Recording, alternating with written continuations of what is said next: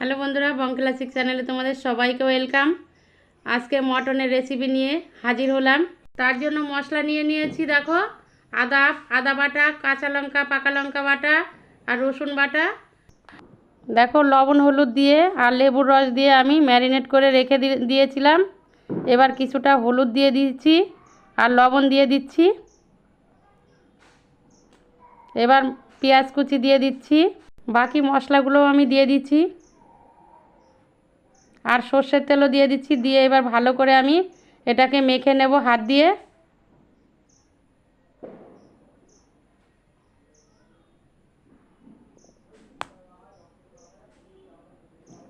হাত দিয়ে মেখে নিচ্ছি। ভিডিওটা ভালো লাগলে লাইক কমেন্ট শেয়ার করবে আর সাবস্ক্রাইব করবে।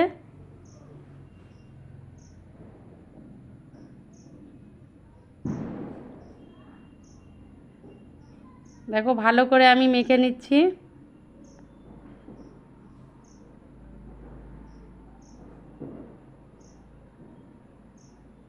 হয়ে গেছে মাখা। এবার আমি 5 মিনিট রেখে দিচ্ছি।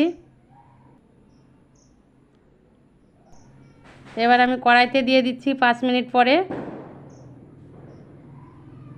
টমেটো দিয়ে দিচ্ছি, কেটে রেখেছিলাম। এবার ভালো করে আমি নাড়াচাড়া দিয়ে নেব। গ্যাসটাকে কমিয়ে দিয়ে আস্তে আস্তে কষিয়ে নেব।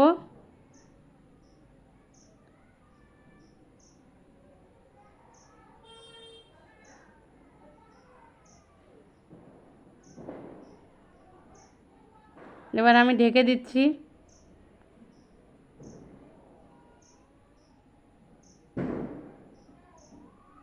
এবার ঢাকনাটা খুলে আবার একটু নাড়াচাড়া দিয়ে নেব।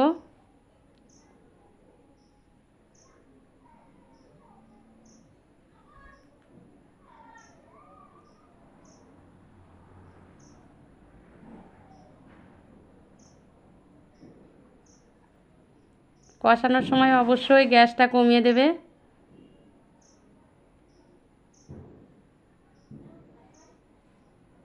দিয়ে দিচ্ছি আমি একটু লঙ্কার গুঁড়ো।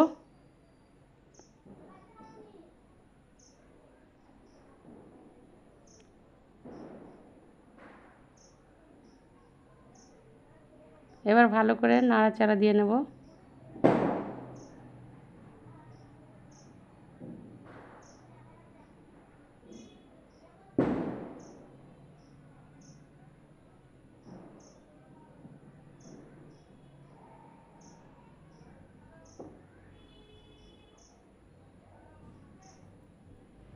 দেখো, ভালো করে নাড়াচাড়া দিয়ে নিচ্ছি আমি।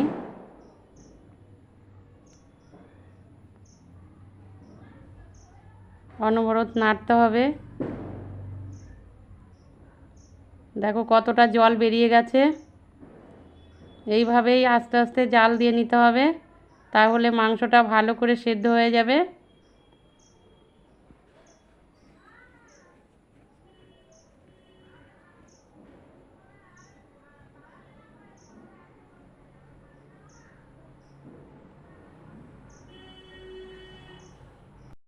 এইভাবে তোমরাও একবার রান্না করে দেখবে, অনেকটা খেতে খুবই টেস্টি হয়।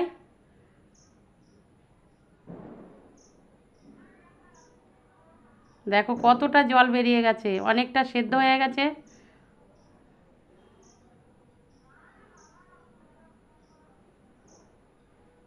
কালারটা দেখো বন্ধুরা, খুবই সুন্দর হয়েছে।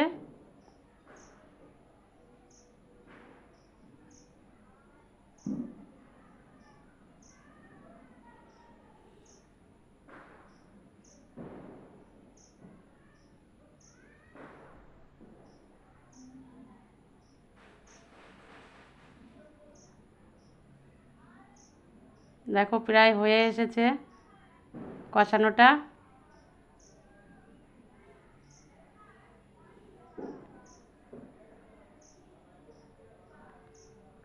এবার জল দিয়ে দিচ্ছি একটু। অল্প অল্প করে জল দিয়ে কষিয়ে নিলে মাটনটা খুব সুন্দর গলে যায়, খেতেও খুব টেস্টি হয়।